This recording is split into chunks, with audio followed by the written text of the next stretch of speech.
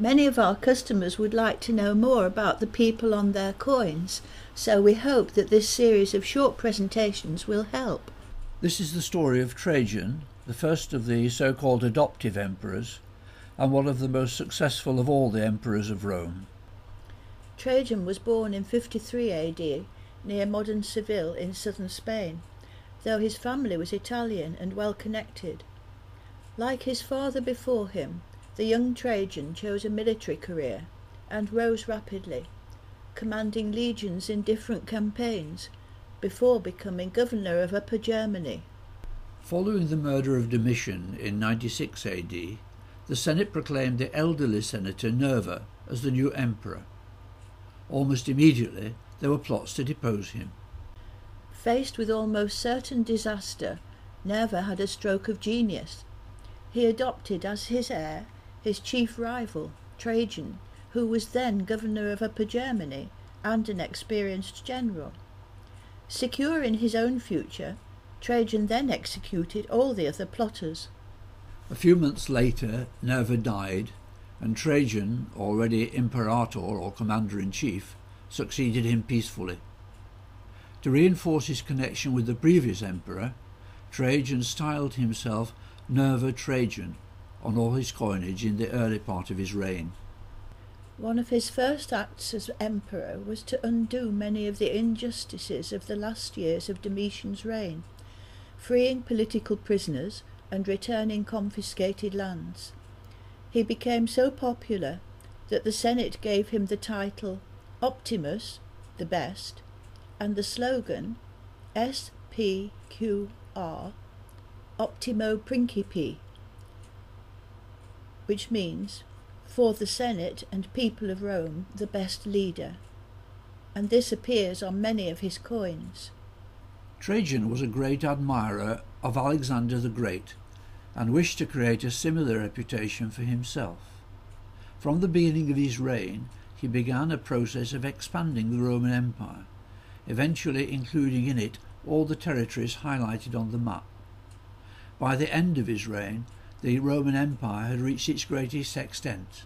Trajan's first target was Dacia, north of the river Danube, a rich kingdom whose rulers had been troublesome to the Roman Empire for many years. After two wars in 101 to 102 AD and 105 to 106, Dacia was subdued and eventually became a Roman province. To free troops for his wars in Dacia, Trajan abandoned the part of North Britain, which is now Scotland. One regiment, based at Vindolanda, failed to burn all its records before leaving, giving us the fabulous Vindolanda writing tablets. The conquest of Dacia brought wealth to Rome from its rich gold mines.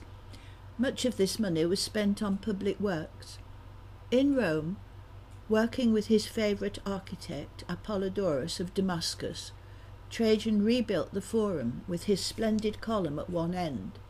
The column's height of almost 30 metres represents the height of the two hills that had to be excavated to make way for the Forum. Trajan's column was dedicated in AD 113. It is almost 30 metres tall and rests on a 6-metre high base.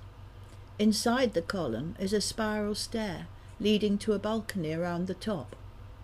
There was originally a large bronze statue of Trajan on the top of the column, but it was replaced in the 16th century by a statue of St. Peter. The continuous spiral relief sculpture winds around Trajan's column 23 times, showing in detail Trajan's military campaigns in Dacia. This is now a major historical source for the Roman army of the time. There is a full-size cast of the column in the Victoria and Albert Museum in London, which is well worth seeing. After his death, Trajan's ashes, and later those of his wife Plotina, were placed in the base of the column in golden caskets. At one end of Trajan's Forum, two large libraries were built, one Latin, one Greek, and along one side a complex now known as Trajan's Market, the world's first purpose-built shopping centre, which probably also contained offices. The market complex acted as a distribution centre for goods imported via his new port. Inland from Claudius's harbour, at the mouth of the Tiber, Trajan built a new port capable of sheltering 100 of the largest ships of the Alexandrian fleet. It had warehouses and shipbuilding and repair facilities, and ensured that there would be no more food shortages in Rome. Trajan also spent lavishly on improving communications, both in Italy and in the provinces of the empire. Among his other schemes was the Alimenta Italia, a state-funded charity to buy land and to teach orphan children to farm it. Money for these grandiose schemes and for his military ambitions eventually ran out, and Trajan had to reduce the silver content of the denarius, an early example of quantitative easing. In 113 AD, at the age of 60, Trajan embarked on what were to be his last military campaigns, attacking the powerful Parthian or Persian Empire. His legions first invaded Armenia in the north, and then struck south into Mesopotamia along the valleys of the Tigris and Euphrates, eventually reaching the Persian Gulf with its luxury trade from the Far East. There, Trajan was confronted with news of Persian counterattacks, which threatened his earlier conquests, and he had to return to deal with them. Trajan managed to defeat the Parthians once more, but his own health began to suffer in the extreme heat. In 117 AD, hearing of revolts in Judea, in Mesopotamia and other provinces, he left his army and set out to return to Rome, but never made it. He suffered a stroke and died when he reached the northeast shore of the Mediterranean, before he could take a ship to Italy.